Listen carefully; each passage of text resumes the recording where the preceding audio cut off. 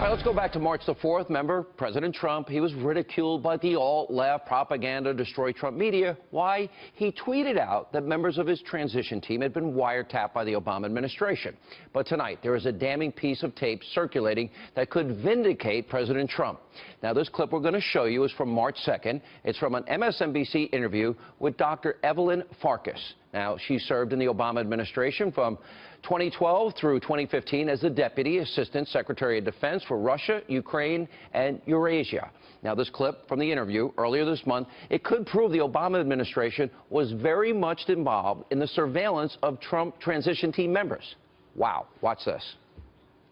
I was urging my former colleagues and frankly speaking, the people on the Hill, it was more actually aimed at telling the Hill people, get as much information as you can, get as much intelligence as you can before President Obama leaves the administration, because I had a fear that somehow that information would disappear with the senior people who left. So it would be hidden away in the bureaucracy, that the Trump folks, if they found out how we knew what we knew about the Trump staff dealing with Russians, that they would try to compromise those sources and methods, meaning we would no longer have access to that intelligence. So I became very worried because not enough was coming out into the open, and I knew that there was more. We have very good intelligence on Russia. So then I had talked to some of my former colleagues, and I knew that they were trying to also help get information to the Hill. All right, this is very, very important. Let's break down what Evelyn Farkas is actually saying here. And while I'm doing this, by the way, I want you to remember very crucial words, 4 words: surveillance, unmasking, intelligence leaking. Now, first, pay close attention. She's admitting here surveillance of Trump and his associates and transition team took place. Listen to this.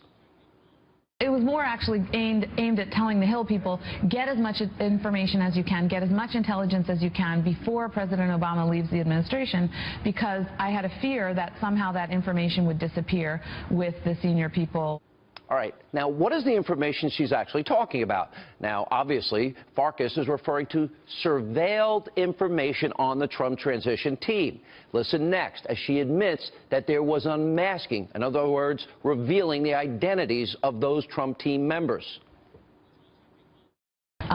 That the Trump folks, if they found out how we knew what we knew about the Trump staff dealing with Russians, that they would try to compromise those sources and methods, meaning we would no longer have access to that intelligence. Pretty blockbuster. Third, she admits that intelligence leaking was taking place. By the way, that could very well be a felony. I became very worried because not enough was coming out into the open, and I knew that there was more. We have very good intelligence on Russia. So then I had talked to some of my former colleagues, and I knew that they were trying to also help get information to the Hill. All right, let's go backwards. Surveillance, unmasking, intelligence leaking, all acknowledged in that tape by Evelyn Farkas. Now, for days, we have been asking on this program, who knew what, when, and where? So, did Obama officials commit a crime here? And how did Evelyn Farkas, a former, relatively low-ranking Obama administration official, how did she know about all this surveillance? Now, that brings us to another big story tonight. For weeks, right here on this program, Sarah Carter, John Solomon from Circa News, they have been doing excellent reporting on the surveillance story. Now, they uncovered the existence of an FBI investigation into a server that was being utilized by Trump Tower. By the way, that's where the campaign was. They also discovered a FISA warrant that allowed federal officials to capture Trump team communications. Now, prior to the president taking office, all this occurred. Now they have another bombshell report, and it shows high-ranking officials with direct access to President Obama may have had access to unmasked federal surveillance of the Trump transition and their team members, and may have briefed President Obama himself about the information they were collecting on then-President-elect Trump. Now, my prediction is that as each day goes by, more and more information will be becoming available, and soon we're going to have the answer to these very important questions. Joining us now. John McCain offering some harsh words from North Korea's dictator, Kim Jong Un. China is the one that the only one that can control Kim Jong Un, this crazy fat kid that's running North Korea. He's not rational. We're not dealing with even with someone like Joseph Stalin, who had a certain rationality to his barbarity. Now the internet is going wild. Here with that story and more on what's trending is Fox News Headlines 24/7 reporter Carly Shimkus. Hey, Carly. Hey, good morning. North Korea's hot and mad over this one. Really? Yeah, but they're not. Their leader being called a crazy fat kid? They're not only mad at John McCain, they're also mad at Ted Cruz, who recently requested the country be reinstated on the list of state-sponsored terrorism. So North Korea's official press outlet released a statement addressing all of this, saying, as such guys as John McCain and Ted Cruz made a provocation tantamount to declaration of war against the Democratic People's Republic of Korea. The DPRK will take steps to counter it. They will have to bitterly experience the disastrous consequences to be entailed by their reckless tongue lashing, whatever that means. It sounds like a threat to me. So name-calling is tantamount to a declaration of war, yeah, just short of that. Then we're at DEFCON 12 in this country. Well, listen to this. John McCain saw that statement and has responded. A lot of people think what he has to say is pretty funny.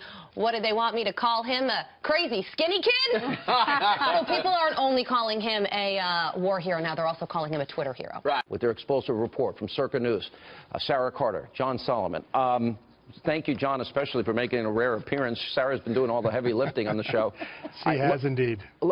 This is very important. Now, how is it that Evelyn Farkas, Sarah, who left the administration, is talking specifically about surveillance? It seems like she's admitting the surveillance that you've been reporting on and John's been reporting on, that took place of Trump transition team members. She's admitting that they unmasked them because they're Trump transition team members. And it seems like she's talking about, well, we got to get it to our friends that they're A, politicizing intelligence, and B, talking about leaking intelligence. What are your thoughts? My thoughts are, you know, with the story that John and I broke today with regards to how the Obama administration loosened a lot of the regulations that protected the privacy of Americans. I mean, this is going back all the way to 2011. Remember, everyone thought for a long time, and once it was revealed that in January, when Obama expanded Executive Order 12333 to all the agencies, everybody was just focused on that.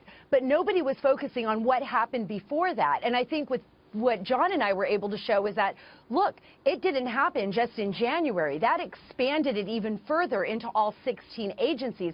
But in 2011, there was already the unraveling of what we consider our privacy rights. And then again in 2015, it happened again. So they were already set up to look at these unredacted, unmasked transcripts between Americans and foreign officials, or foreigner to foreigner, you know, that we're talking about Americans. All right, and I think that's a huge revelation. Because I think this is important. John, I'll throw this to you, because Evelyn also served as an advisor to Hillary Clinton in the 2016 presidential campaign. According to one report, was up for a position if she had won. So she's out in 2015. We're talking about 2016 here. How would somebody that was once a rather low-level official, with no offense to her, she's serving her country, how would she have known that there was surveillance of Trump and his transition team? If you break down, if they found out how we knew, what we knew about the Trump staff dealing with the Russians, wow, how would she possibly know that outside of government now? Yeah, that's a really great question. And her appearance raises more questions than we have answers to right now. But it's possible the surveillance started earlier when she was a Russia expert inside the Pentagon in 2015. That's something we have to look at. It's possible someone... John, yep. What you just said, they could have been surveilling in 2015? Certainly possible. Listen, we don't know, so I don't want to leap to any conclusions, but that's one possibility. Another possibility is someone passes information along to her. It could be some of the information she has isn't classified at all, though she used the word intelligence, so that's a red flag, right? I think her appearance on that show is going to raise a lot of questions, and we may not know the answers to them for a little bit of time, but there's certainly some important questions that she's raised in that appearance. Let me go through a quick bullet point list and ask if you both agree. Do you both agree she's admitting surveillance at least of the Trump transition team and the president-elect took place? She seems to confirm that. Do you both agree with that? I'd say, listen, there are many different ways you can find out what's going on overseas. Surveillance is one of them. Wiretaps is one of them. Intercepts is one of them. Sometimes human intelligence is another one. A foreign government comes in and said, hey, we found this out about an American. If they found out how we knew what we knew, that would compromise sources and methods. Right. That's but surveillance. Sources and methods could be humans, too. It doesn't necessarily mean surveillance or wiretaps. It could be one of many different ways. And it's also it may be all ways. It may be all of those ways. Right. They may have utilized all of those ways. Okay, so it seems to acknowledge surveillance took place. Had to. How else would she know this information? Some sort of surveillance. That's the only way that they'd get that. All right. She's also revealing when she talks about if they found out how we knew, what we knew about the Trump staff dealing with the Russians, doesn't that mean some unmasking took place of some kind? Sarah? I think so. I mean, I think we already showed through our reporting that unmasking took place. And what we know for a fact is that with Flynn, and it's on the separate, investigation, his name was leaked. So Lieutenant General Mike Flynn's name was leaked out there. So we know for a fact unmasking took place. But what unmasking was it? Who was unmasked? And who authorized the unmasking? She's saying the Trump staff, what we knew about the Trump staff. Yes, but who in the Trump staff? How would they possibly know unless somebody's leaking? Now, then she talks about, I knew it was important. I was urging my colleagues on the Hill to keep this information, gather this information. Who are these colleagues? Do they have security clearances? Should they have access to this information? That would be, if you leak any intelligence, even if it's to a member of Congress, wouldn't that still serve as a felony under the Espionage Act, John? If it was transmitted through channels that were not authorized, absolutely there could be criminal conduct. If it wasn't classified, there may not be. There's just so many questions we don't know, but I will say that her appearance raised more questions, and I talked to some people on Capitol Hill late today that were telling us they have the same questions. They're going to start asking their colleagues, the Democrats on the Hill, were you taking information from this woman and her friends? Is this possible? Now, we all can go back to Watergate. And, by the way, number one, it proves Trump was right. There was surveillance. We now have confirmed through you guys, James Roseneer, Fox News, and I think this also backs us up. Trump was surveilled. He was right in his tweet that he sent out that day. If we go back to Watergate and we look at Watergate, wasn't that about a break-in, about a political opponent? Didn't that become a big scandal and a president resigned? My question to both of you, do you think, based on where this story is now, this has the potential of being even bigger? If we're talking about surveillance, unmasking, leaking intelligence, even bigger than Watergate? Is that a possibility where this ends up? Sarah? Yes, I do. I think so. I think it's something that needs to be investigated, and I think we need to look at what civil liberties here have been violated and how far this expansion, these regulations have been loosened to allow people. I mean, even in our story today, we talked about top Obama aides viewing unmasked intercepts on a routine basis. What were they viewing? Why were they viewing it? Why did they need to view these?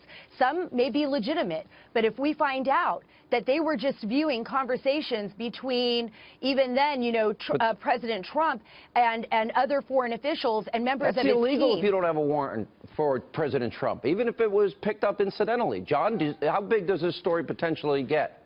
A couple weeks ago when Democrats were throwing Watergate around, I said the same thing on your show, which is, listen, Watergate had a lot of crimes in it. We're a long way from proving crimes yet, but I do think that there's wait a minute. really... Don't you think a crime committed with releasing the intelligence information on General Flynn, isn't that a felony? We have a leak investigation, but Watergate was much larger than leaks, as you know. In fact, the one leak that made Watergate, a lot of people herald as a great moment. We're just a long way from there yet. But we need, listen, there are important issues that need to be answered here. And the story that we broke today, if you're a Republican, a Democrat, an independent, you should be really concerned how easy it is today that large numbers of members of the government, for a very low threshold, can ask the NSA, hey, if you intercepted John Solomon or Sean Hannity, could you unmask his name because we're trying to understand this intelligence. It used to be that was a very rare moment. When you look at the rules that Obama changed in 2011 and through 2017, it is very easy now for the intelligence community to get someone's American's name and see what they were intercepted. We got to take a break. Well, he confronted Hillary Clinton over her threat to put coal miners out of work. When you make comments like, we're going to put a lot of coal miners out of jobs, these are the kind of people that you're affecting. This is my family. And while my hope is in God, that's my future. I just want to know how you can say you're going to put a lot of coal miners out of jobs, and then come in here and tell us how you're going to be our friend. Wow. So what does that coal miner think of President Trump's new executive order on energy? Bo Copley joins us now. Good morning to you, Bo. Good morning. That image, what we just saw, is etched in our minds. And what was your reaction when you saw Donald Trump sign that executive order at the beginning of the week?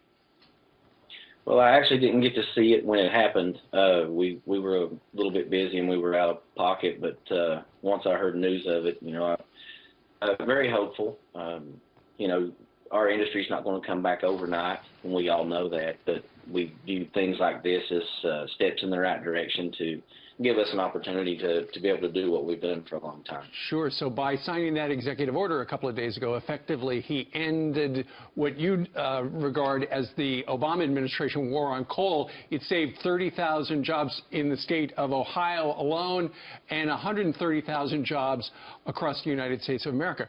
For people in your industry, how important is this move? Well, I'm sure this kind of move is something that's paramount to coal being on the rebound. Like I said, we know that there's other steps that'll have to be taken, but you always have to take that first step before you start any journey, and we view it as the first step. All right, you're still unemployed right now. Are you going to start positioning yourself to get in on this new opportunity? Well, if the opportunity presents itself, of course we are. I just felt like, I'm in a place where God's telling me to wait for the right opportunity.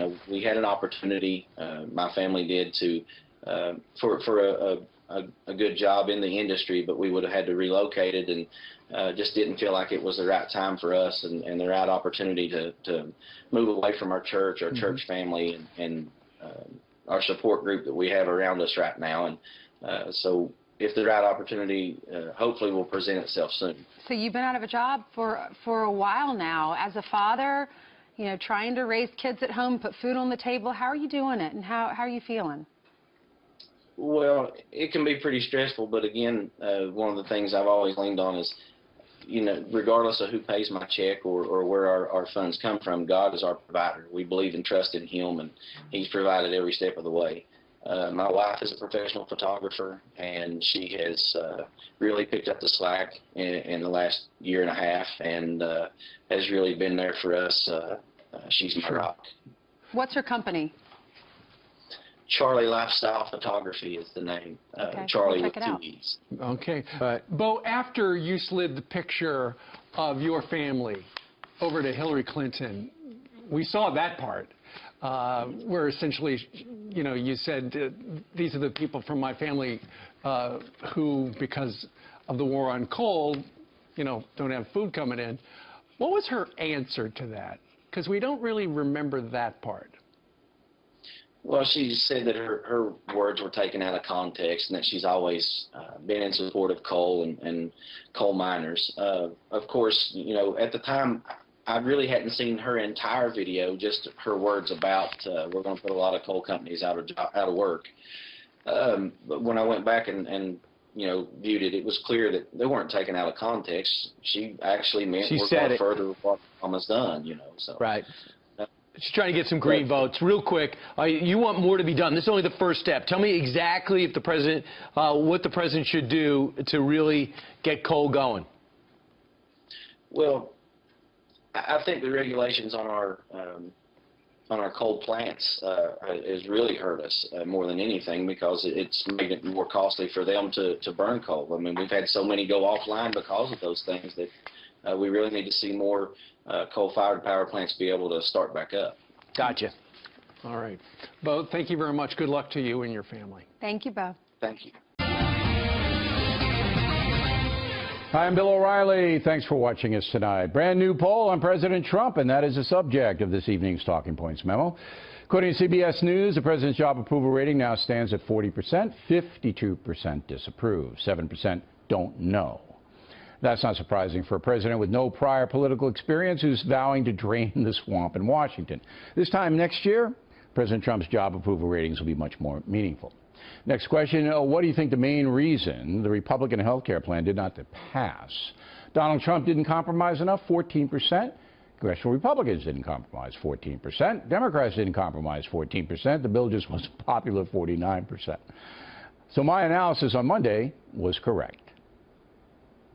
But I don't think the president is going to be blamed for this. That's my opinion as a very astute analyst. Look, I don't think the folks out there are going, hey, Trump screwed this up. They're going, Congress screwed it up. And both parties did. Next question from CBS News. Do you think it's necessary for the FBI to investigate a possible link between the Trump campaign and the Russian government? 63% say necessary, 33% not necessary. Finally, do you think Donald Trump's offices were wiretapped during the presidential campaign? Very likely, 22%. Somewhat likely, 25%. Not very likely, 20%. Not likely at all, 30%. So the country's pretty much split down the middle on that question, mostly along ideological lines. Now, here's a question I would like posed to the American people. Do you believe that the hatred toward President Trump has reached a dangerous level in this country? The answer is yes. Whether you like the president or not, it's brutally unfair to try to undermine his administration, as some of the opponents are trying to do. We have the Democratic Party refusing to cooperate on anything. And now looks like Senate rules will have to be changed to appoint Judge Neil Gorsuch to the Supreme Court because not enough Democrats will support the man. It's clear that Judge Gorsuch is qualified. It's also clear the most powerful Democrat in Congress, Senator Chuck Schumer, would look askance at any of his colleagues who support the judge. Many Democrat senators fear Mr. Schumer. As fair-minded people will concede, there was hatred toward President Obama. There was. But in the first months of his tenure, there was no apparent undermining of his administration. But now we have a climate of hatred where there are no rules, and the media feeds the beast every single day. As a historian, I can tell you I've never seen the national press despise a president more than they do Donald Trump. Richard Nixon might have come close at the end of his term, but what we have now is unfair and destructive for America. Hate should not be part of the political landscape. And that's a memo. Now for the top story.